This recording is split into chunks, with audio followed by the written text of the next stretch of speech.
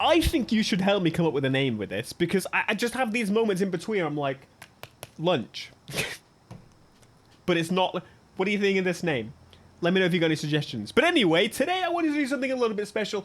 This is Forza Horizon 4, another game that's about to receive the chop from platforms in general. You won't be able to buy it anymore unless you buy a physical copy, which means on PC you won't be able to play it, and then on the Xbox side of things, well, essentially, yeah. And then Forza Horizon 5 seems to be getting to its time as well, where it's going to get the chop, which is obviously kind of funny, but I imagine they're not going to allow Forza Horizon series to just be non-existent on platform. I think we're just getting closer to Horizon 6, or when it planned to be. I don't think there's going to be that weird in between. Let's get to the point, shall we? So, if you are into racing games, and I'm pretty sure you know, at least in the last 5 years, there might be games that you just can't access anymore. Think about The Crew. Think about Driver San Francisco. Think about any racing game that you can play right now probably won't be accessible in the future. And that's kind of sad to think about.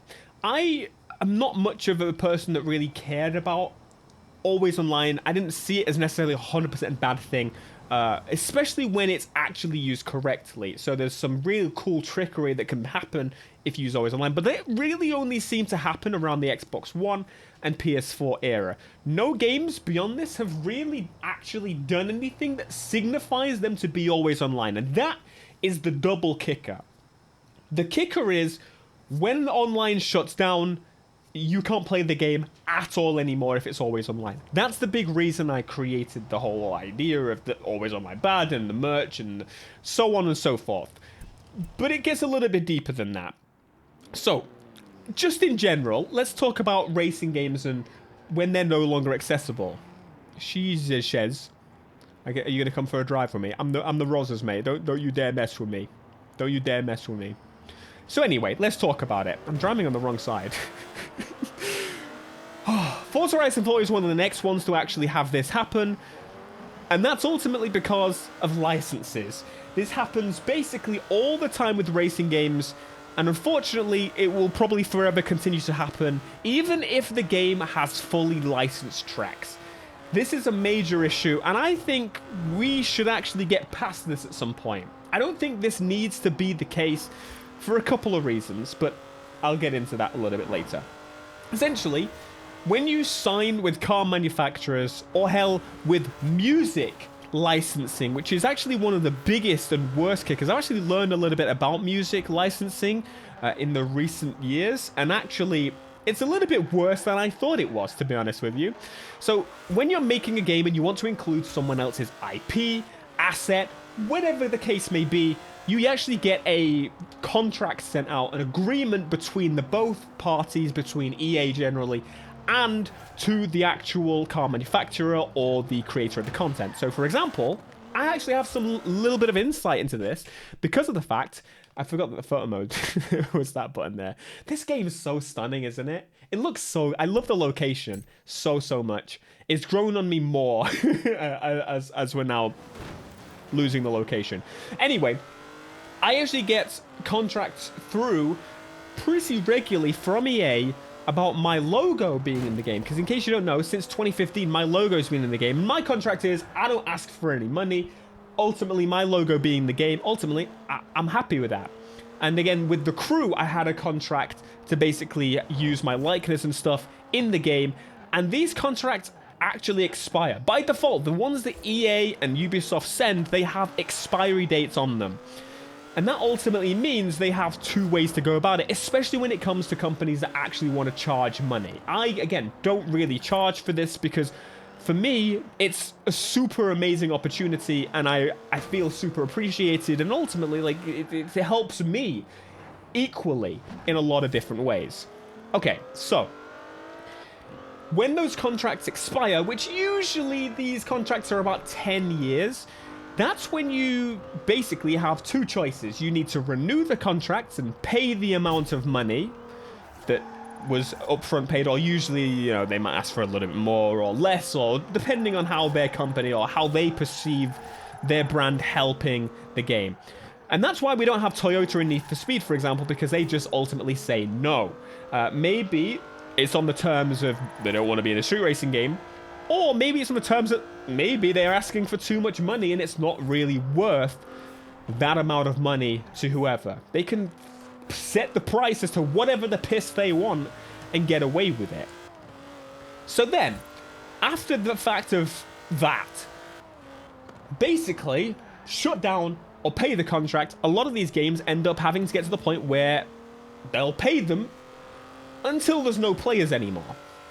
And when there's no players anymore, the game's really not worth keeping alive, because you've got to pay hundreds of thousands of dollars to keep these games alive and keep these manufacturers happy that you are using their likeness in the game.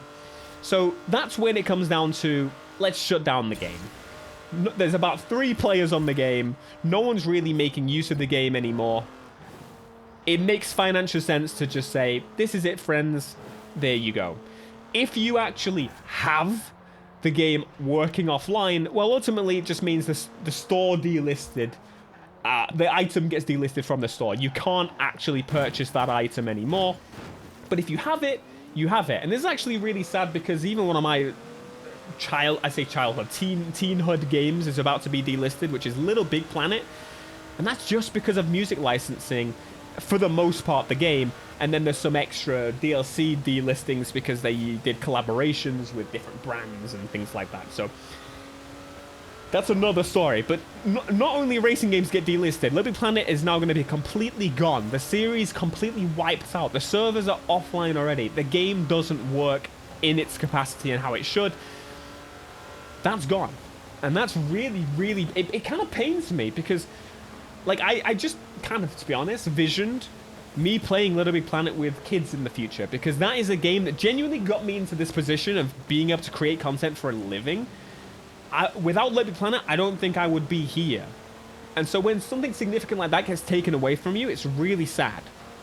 So anyway, why couldn't they just release, you know, the game for cheap before it goes offline? They could do that. I don't know why a lot of companies don't do that. It's kind of bizarre that they wouldn't do that, because there is a possibility that if they did that, and the influx was so crazy, the amount of people buying it for cheap, because, you know, more people will buy it at a lower rate, there's excitement of a sale, and their friends are like, come on, join me, join me, join me, that they might have enough to pay for the licenses for another 10 years and be able to keep it alive for a little bit longer. But, you know, there's only so many times you could do that, and how realistic is that as a possibility?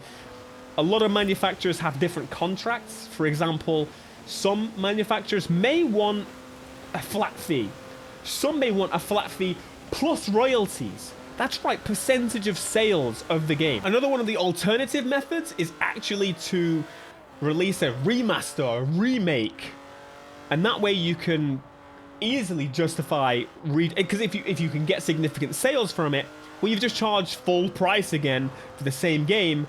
And then all of a sudden you can extend the life of the game that way. It'll probably, you know, get rid of the old game, blah, blah, blah. But at least in that way, the game continues to live on. And you can remonetize work that you've made previously. You just pretty it up a little bit, make it run better on new hardware in a lot of these cases. You double monetize, triple monetize, quadruple monetize. And to be honest, that's fine. To be honest, I'm generally okay with that. Especially recently, especially if you bring in like a PS3 game, PS2 game to now. We're not going to talk about remastering the PS4 games, because Sony, what the hell are you doing? No.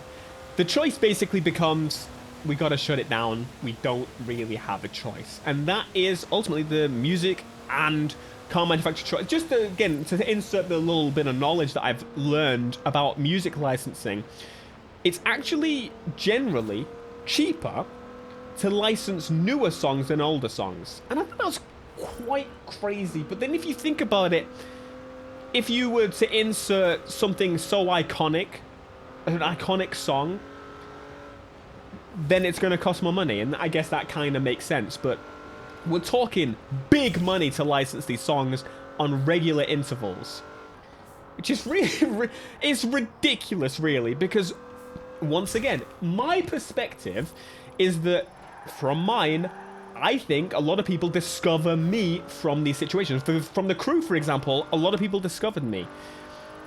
So therefore, I have an equal interest in being in the game. So therefore, my fee should, at best, be my time, right? My day rate, if you will, or whatever, for the work that I put in, if they're willing to do so. I would tell them I would have done it for like 0. But I can't tell you the amount of music that I have discovered from games, the amount of cars that I have discovered from games. It's a constant confusion of mine that, as I say, based on my perspective, I think I learn more about and of new cars and new music from the game than the other way around. I don't buy a game because it's got music in it. No one ever has gone, oh yeah, I bought this game because it has a good soundtrack. No, that is not a primary reason someone buys a game. Maybe, you know, in the case of DJ Hero or Guitar Hero or something, that would kind of make sense. But in the case of, like, any game ever, no. There's just no, it makes no logical sense whatsoever that people buy games for that. So what right do you have to charge insane money to put the song in the game? Because what I tend to do is a lot of my playlists around the release of a game basically flesh out with that game's soundtrack, and then I add it to my Spotify and replay. They get pennies from it, but I'm actually a person that buys music. It feels dirty to say that, but yes, I buy music from albums I really like. So, for example, I actually only have a few, just to, you know, give you some background. Tyler, I own all his albums on FLAC format, high-res audio. I own all the Thundercat albums. Flying Lotus, I own some Flying Lotus. The Rockstar Dr. Dre music that they did, got all that. Compton, recently bought that. But a lot of these I bought because of games. I discovered Tyler, the Creator, in Saints Row, okay? Saints Row is where I discovered Yonkers, okay? That's where I became the biggest Tyler fan in the world, and since then, I've stuck around. The game introduced me to it. And now Saints Row is dead! You know, it doesn't really make any sense. And then I'm going to say the same with games and cars. Cars. I have bought all of my cars based on the fact that these cars existed in a game that I liked. People that own GTRs, Skylines, buy R35s, go to Nissan for servicing, can thank Fast and Furious and Need for Speed and Gran Turismo for putting those cars in the light. The Supras, the RX-7s, and things like that. Now, you could argue in the car case, they don't really have a way to get money from me unless I buy a new car. But it overall creates, in my opinion, a brand affinity. I align with the brand Lexus. I align with the brand now. A lot of people will say I align with Porsche. I bought my car from Porsche, and I actually... my first Need for Speed game was Porsche Unleashed, so maybe Need for Speed put that gem into my brain, and now it's stuck there. I am now a Porsche person. I can't believe I'm saying that. It's Porsche, Theo. I now have a Nissan, and I buy Nissan parts constantly, so they, you know, usually get some money from that. Am I ever going to buy a new Nissan? Maybe. Maybe I'll buy the new GTR. The Supra was, to me, was not to do with Fast and Furious. It's completely to do with Need for Speed. And I bought the new A90 Supra when that came out. Sure, I sold it, but the fact of the matter is I've put it on finance. I gave them a whole wad of money, and they get to double, triple, quadruple monetize the damn car. The car industry is so greedy, it's crazy. As I say, Mercedes, I love SLS. Would I buy an SLS? No, I'd probably buy the new AMG GT 4-door, which I would have to buy from Mercedes, new or used. So Mercedes gets money because I like the SLS because of Test Drive. Yet Test Drive is about to die. This is what pisses me off. And I think this is a really important topic to discuss. And it's something I've never understood. So one other element that I wanted to throw into here is a little bit of a legal battle that, of all games, Call of Duty had. Now, Call of Duty had a little bit of a problem in that they depicted a Humvee-looking vehicle in one of the Call of Duty games. I don't remember which one it was exactly. It doesn't really matter. They're probably in all of them, which is probably what GM had an issue with this, because they saw their asset being used, what they thought was their asset being used, therefore they should receive money for creating this thing. They should receive royalties. They want to sue Call of Duty. This is America, baby. What the frick are you doing? This ain't a free country unless I say so. No, so what they did is they proceeded to sue Call of Duty, and long story short, guess who won? Call of Duty. What grounds did Call of Duty win this argument of them using the Humvee, Hummer, whatever in Call of Duty? Well, on the grounds that historical vehicles or historical points should not be monetized. You do not own the rights to historical vehicles. And again, the argument there is that it's a war game. They're going to depict Humvees, Hummers, whatever, in the war because they are historically significant. Without them, it just doesn't make sense. They didn't even have the branding on them. These weren't the original cars. Which is kind of funny, obviously, how everyone just avoids suing Rockstar. They could make a lot of money from Rockstar, but let's be real. Rockstar lawyers, the games industry makes more than the music and movie industry combined, ain't people to be played with. The ruling was that Call of Duty should be allowed to use it and you get nothing. And I thought this was a historical moment, to be honest with you, because I thought, damn, this is pretty crazy that they're allowing them to do this and get away, because they could genuinely now put the bloody badge on vehicles and not have to pay any royalty. Maybe for the badge, maybe just everything but the badge. And I thought this could be a changing point, a start point, and I really still think it's going to take a while. We're going the long way. I really still think it could be. Oh, this place is stunning, man. I love the depiction of the UK in this game. Like, the old Britain, it's so beautiful. You know, these homes have been built, they're older than all of us watching this video, but they look stunning. I can't believe they actually created new models for this. It's kind of nice.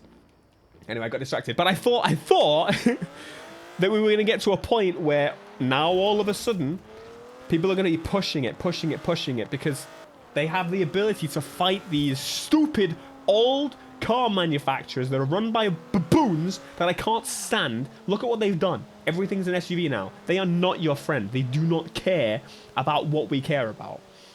And we're getting to a point where there's no new cool cars on the road, and you're telling me you're going to charge more for older cars, just like the music industry probably does, because they probably use the same lawyers and stuff for that type of situation.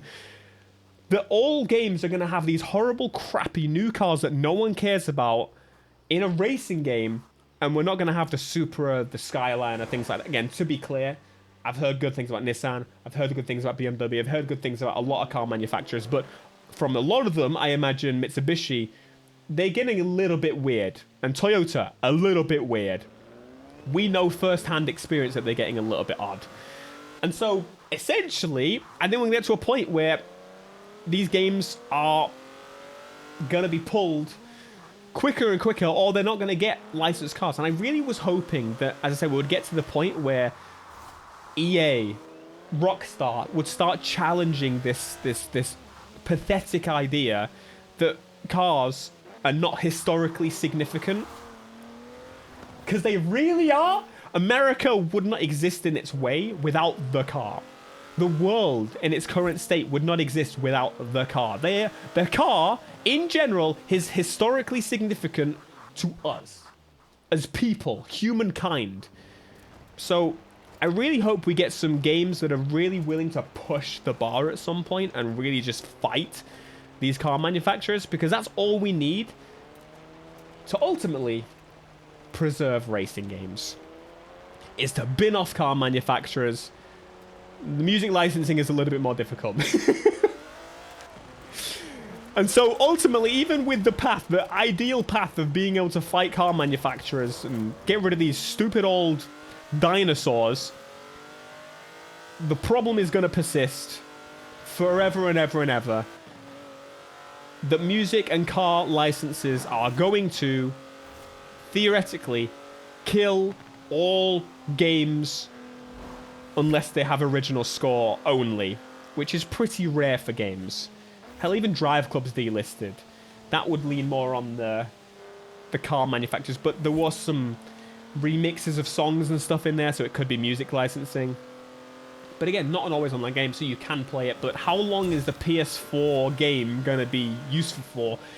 That's where emulation comes in. Emulation is your friend, right?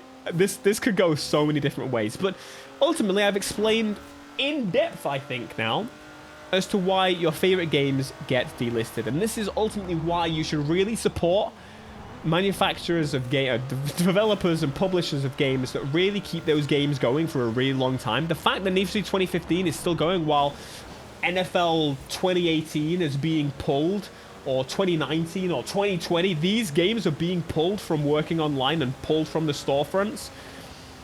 But EA seems to keep, like, Undercover only got pulled off the stores a couple of years ago, and that's from 2008.